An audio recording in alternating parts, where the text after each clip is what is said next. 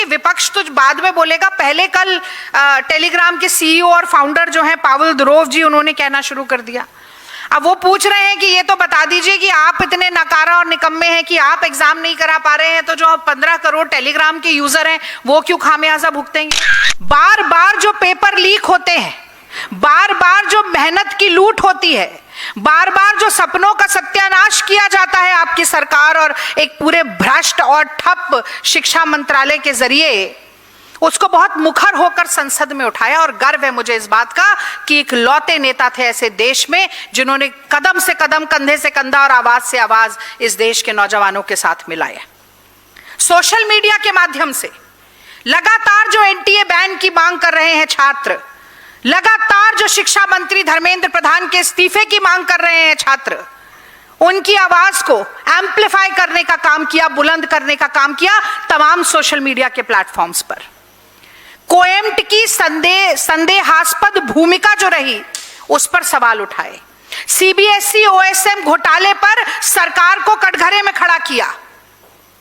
Parliamentary standing committee on education, जिसको Digvijay Singh ji chair करते हैं, उस कमिटी ने मौका दिया कि सार्थक सिद्धांत वहां पर आए, जो कि विसिल ब्लोअर थे इस पूरे प्रकरण के, एक 17 साल का होनहार जागरूक लड़का, उसको प्रेजेंटेशन करने का मौका दिया।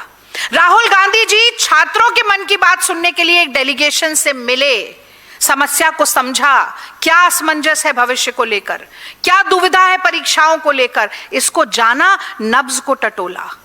अब मैं जानना चाहती हूं, शिक्षा मंत्री धर्मेंद्र प्रधान ने मुंह छिपाने के अलावा इस पूरे प्रकरण में क्या किया? मैं जानना चाहती हूं कि अपने मुंह पर ताला लगाने के अलावा नरेंद्र मोदी ने क्या किया? एनएसयूआई यूथ कांग्रेस ने 50 बड़े संघर्ष किए, सड़क के संघर्ष किए। विद्यार्थी परिषद और भारतीय जनता पार्टी के युवा मोर्चे ने क्या किया? और शर्म तो इस बात पे आनी चाहिए आज विद्यार्थी परिषद के हर सदस्य को भी कि धर्मेंद्र प्रधान खुद भी विद्यार्थी परिषद से आते हैं। और जब नेता ऐसा हो तो उसके कार्यकर्ता, उसके फॉलोअर्स कैसे होंगे? जिस समुदाय का प्रतिनिधित्व करते हैं उस समुदाय के साथ आपने क्या किया, मैं जानना चाहती हूं।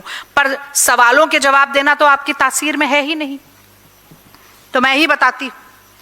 चाहे मोदी जी हो, चाहे धर्मेंद्र प्रधान हो, चाहे विद्यार्थी परिषद हो, चाहे युवा मोर्चा हो, कोई भाजपाई हो, संघी हो, अंधभक्त हो, आप लोगों ने इस देश के नौजवानों के साथ सिर्फ विश्वासघात किया है, उनकी पीठ में छुरा घोंपा है, उनके सपनों को चूर चूर किया है, उनकी हर उम्मीद, उनकी हर आशा, उनकी हर महत्वाकांक्षा, उनकी हर इच्छा को तार तार किया है। इसीलिए मैं कहती हूं कि आज का दिन बहुत ऐतिहासिक है, क्योंकि आज जवाबदेही का दिन है, आज जिम्मेदारी तय करने का दिन है, आज कटघरे में खड़ा करने का दिन है, आज सवालिया निशान दागने का दिन है। और बहुत ही भारी व्यथित मन से मैं कहती हूं कि आज प्रदीप मेघवाल, ऋतिक मिश्रा, सिद्धार्थ हेगड़े, अंशिका पांडे, आकांक्षा चतुर्वेदी और उमेश माली को सच्ची श्रद्धांजलि देने का दिन है।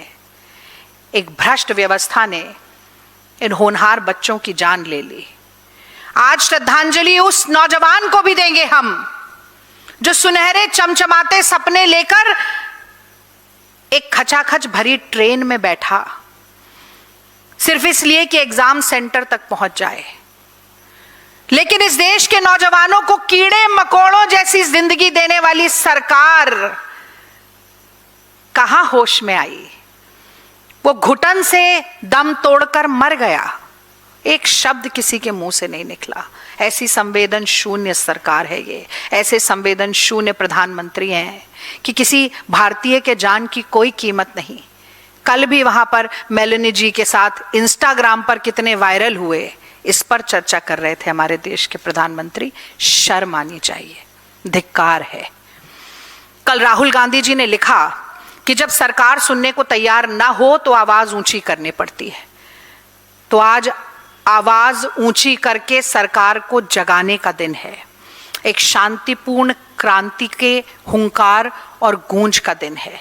और इस क्रांति की गूंज मैं चाहती हूं कि पूरे देश में सुनाई दे।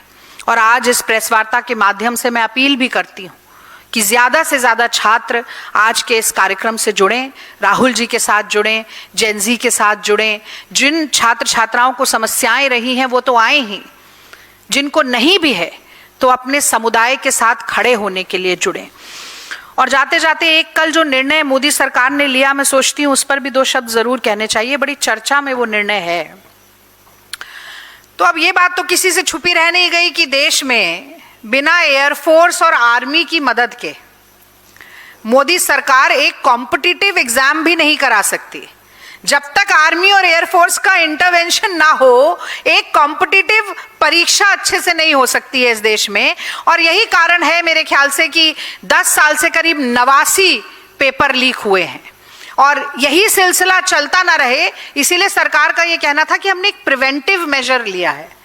तो भैया 90 पेपर लीक होने के बाद सरकार को प्रिवेंटिव मेजर याद आ गया, मैं तो इसके लिए ही धन्यवाद देती हूं। पर वो प्रिवेंटिव मेजर क्या है?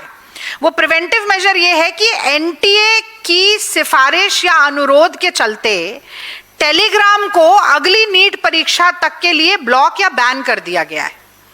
यानी कि पूरा छात्र समुदाय जिस एनटीए को बैन कराने के लिए सड़कों पर है, उस एनटीए के अनुरोध पर टेलीग्राम को बैन कर दिया गया है। तो अब मैं तो क्या ही इस पर कह सकती हूं। अब ये तो वो बात हुई कि अगर बच्चे के पेट में दर्द है तो डायपर बदल दो, अगर किसी को बुखार है तो थर्मामीटर तोड़ दो, प्याज महंगी है तो खाना छोड़ दो, शिक्षा मंत्री का इस्तीफा मांग रहे हैं तो सीबीएसई के पदाधिकारियों का तबादला कर दो। और एक स्ट्रक्चरल प्रॉब्लम की रूट कॉज या जड़ पर जाने के बजाय एक बैंडेड सॉल्यूशन उसके ऊपर चिपका दो, थोड़ी लीपापोती कर दो, थोड़ा सा नी जर्क रिएक्शन दे दो और कुछ समय के लिए लोगों को चुप करा दो। लेकिन ये अब बहुत पुरानी तकनीक हो गई है मोदी जी, अब ये चलने वाली है नहीं। और देखिए विपक्ष तो बाद में बोलेगा, पहले कल टेलीग्राम के सीईओ और फाउंडर जो हैं पावेल दुरोव जी, उन्होंने कहना शुरू कर दिया। अब वो पूछ रहे हैं कि ये तो बता दीजिए कि आप इतने नकारा और निकम्मे हैं कि आप एग्जाम नहीं करा पा रहे हैं, तो जो 15 करोड़ टेलीग्राम के यूजर हैं वो क्यों खामियाजा भुगतेंगे? फिर वो कह रहे हैं कि अगर आपका सिस्टम ठीक नहीं है तो पेपर लीक तो किसी और प्लेटफॉर्म पर शिफ्ट हो सकता है, वीपीएन बदलकर लोग टेलीग्राम का इस्तेमाल कर सकते हैं।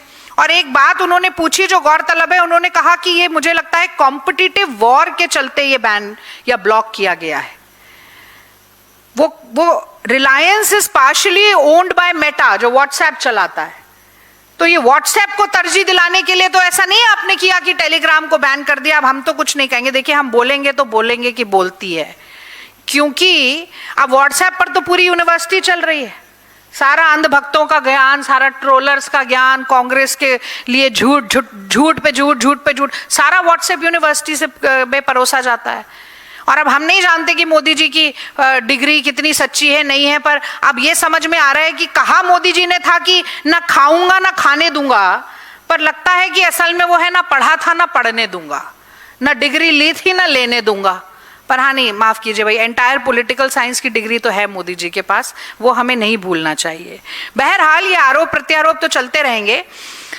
आज मोदी जी दुनिया के किसी भी कोने में हो, अंतिम बात मैं ये कहना चाहती हूं कि 17 जून आज कोटा में, 10 जुलाई इलाहाबाद में, 11 जुलाई को पटना में और 14 जुलाई को दिल्ली में जेनजी की आवाज बुलंद होगी। नेता प्रतिपक्ष राहुल गांधी करेंगे, एनएसयूआई विनोद जाखड़ के नेतृत्व में, यूथ कांग्रेस उदय भानु चिब के नेतृत्व में, और कांग्रेस का हर बब्बर शेर करेगा। और मैं चाहती हूं कि इस देश में शिक्षा व्यवस्था से परेशान जो भी हो, छात्र छात्रा हो, उनके अभिभावक हो, कंसर्न सिटीजन हो, सबको इस मुहिम का हिस्सा बनना चाहिए, क्योंकि मोदी जी अपनी नाकामियों को, अपनी सरकार की नाकामियों को छुपाने के लिए एन केन प्रकारेण साम दाम दंड भेद हर चीज का इस्तेमाल करेंगे। और ये वक्त है कि हम भी दिखाएं कि जब जनता जागरूक होती है, जब युवा जागरूक होता है, तो सरकार का कोई पैंतरा नहीं चलता।